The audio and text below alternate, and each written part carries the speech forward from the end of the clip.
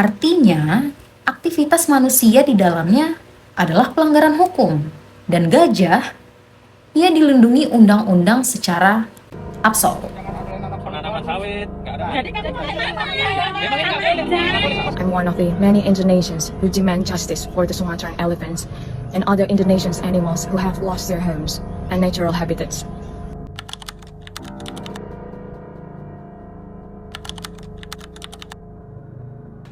Ketika malam tiba dan suara ranting patah terdengar dari balik gelap, seekor gajah Sumatera keluar dari hutan melintas menuju kebun warga.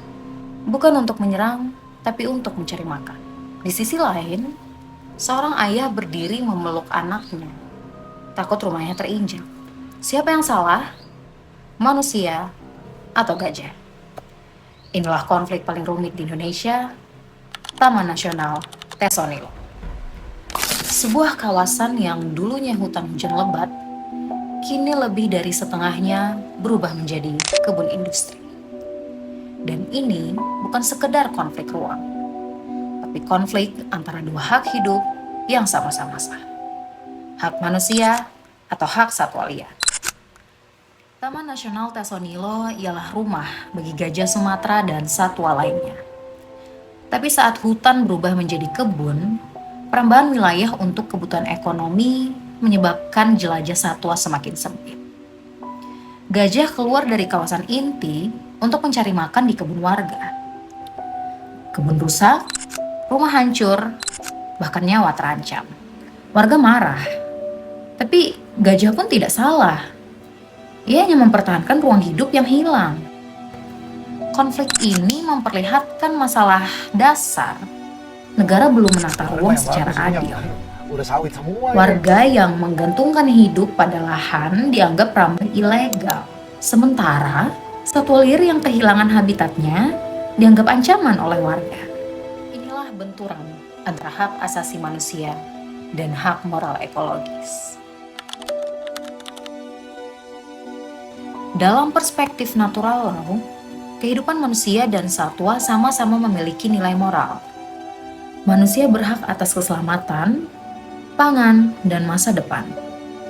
Hal ini sudah diatur dalam pasal 28A Undang-Undang Dasar 1945, yakni hak untuk mempertahankan hidup dan kehidupannya, serta hak atas rasa aman pasal 28G Undang-Undang Dasar 1945. Tapi satwa liar, terutama yang terancam punah, juga memiliki hak moral untuk hidup dan mempertahankan habitatnya. Natural law menuntut negara mencari solusi yang tidak menyengsarakan rakyat, sekalipun ada aturan tertulis. Natural law menilai bahwa negara punya kewajiban moral, melindungi warganya sekaligus menjaga keberlangsungan ekosistem. Sementara itu, dari kacamata positivisme, hanya bertanya satu hal, apakah sesuai prosedur hukum atau tidak? Secara legal, Tesonilo adalah kawasan taman nasional. Artinya, aktivitas manusia di dalamnya adalah pelanggaran hukum. Dan gajah, ia dilindungi undang-undang secara absolut. Jadi saat ini Tesonilo sudah sangat tidak layak untuk rumah gajah, karena di situ sudah didiami oleh masyarakat-masyarakat yang menurut hukum positif itu tidak dibenarkan. Dalam Undang-Undang Nomor 5 Tahun 1990 tentang konservasi sumber daya alam hayati dan ekosistemnya, melarang kegiatan seperti perambahan, penambangan liar, dan pengubahan fungsi kawasan. Serta Undang-Undang Cipta Kerja yang menekankan hukum pidana bagi pelanggar.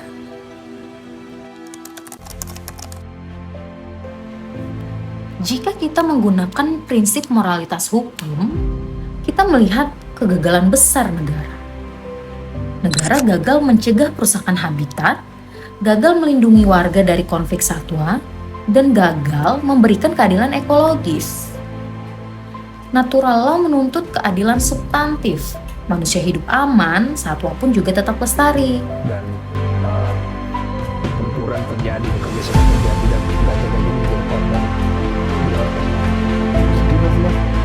Kalau saya, kalau untuk gajah saya influenza ada, mending saya nggak ada, bagaimana nggak ada. Ya. daripada mereka nggak ada. Namun, positivisme juga punya kekuatan. Tanpa aturan tegas, konservasi tidak bisa berjalan. Jika taman nasional dibiarkan dirambah tanpa batas, spesies langkanya akan punah dan kerusakan juga tidak dapat dipulihkan. Positivisme hadir menjaga ketertiban formal, sementara natural law menuntut keadilan moral.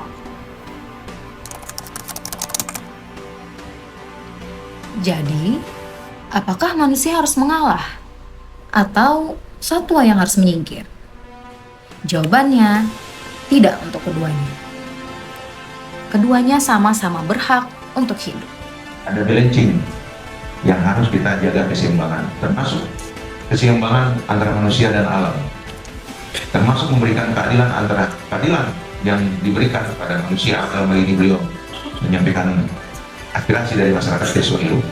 Juga kita memberikan keadilan agar domang dan tari yang tidak bisa membuat petisi, domang dan tari yang tidak bisa berteriak-teriak di toa untuk meneriakan ketidakadilan dari. Maka dari itu, perlu adanya solusi untuk menyeimbangkan keduanya. Pertama, warga yang sudah terlanjur tinggal harus diberi kepastian, entah melalui program perhutanan sosial, kemitraan konservasi, atau relokasi sukarela yang benar-benar layak bahkan lebih untuk warga. Moralitas memberi hak hidup, hukum memberi pengakuan formal. Kita pelan-pelan biar mencari solusi yang terbaik. Pada umumnya mereka menyadari, karena mereka tahu pada umumnya dari awal mereka itu bukan kamu itu paling.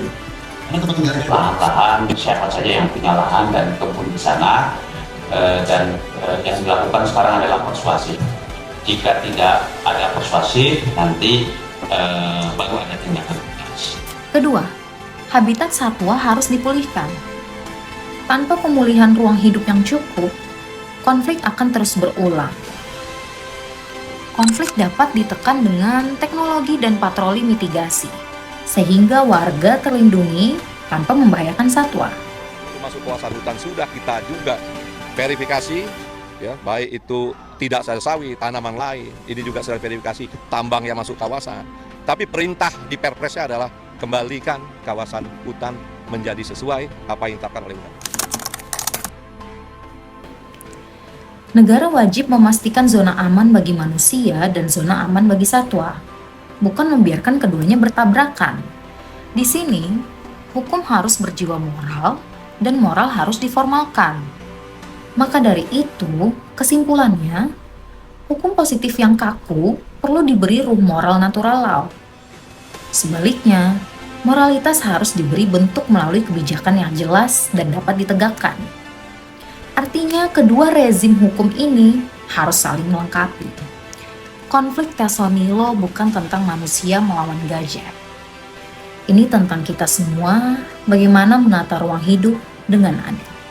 Ketika hukum positif memberi struktur dan natural law memberi hati, baru kita bisa menciptakan dunia di mana manusia dan satwa hidup berdampingan. Karena pada akhirnya, menjaga satwa bukan hanya menyelamatkan mereka, tapi juga menyelamatkan masa depan kita sendiri. Indonesia adalah negara mega biodiversitas, sekaligus negara dengan jutaan warga yang bergantung pada hutan. Ketika keduanya bentrok, negara harus hadir di dalamnya. Dengan skema kebijakan yang adil, transparan, dan ilmiah. Tasonilo adalah ujian. Jika negara mampu menyelesaikannya, Indonesia memiliki harapan dalam menyusun model penyelesaian konflik satwa dan manusia yang lebih manusiawi serta berkelanjutan. Konservasi bukan hanya soal menyelamatkan, tetapi merupakan upaya mempertahankan ruang hidup bagi seluruh makhluk, termasuk manusia.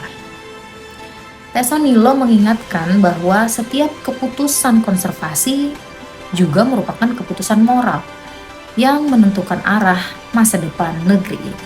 Sekian dari saya, Diva Rita Maulidia dengan NIM 22 1021 12 20 29. Mengucapkan terima kasih. Wassalamualaikum warahmatullahi wabarakatuh.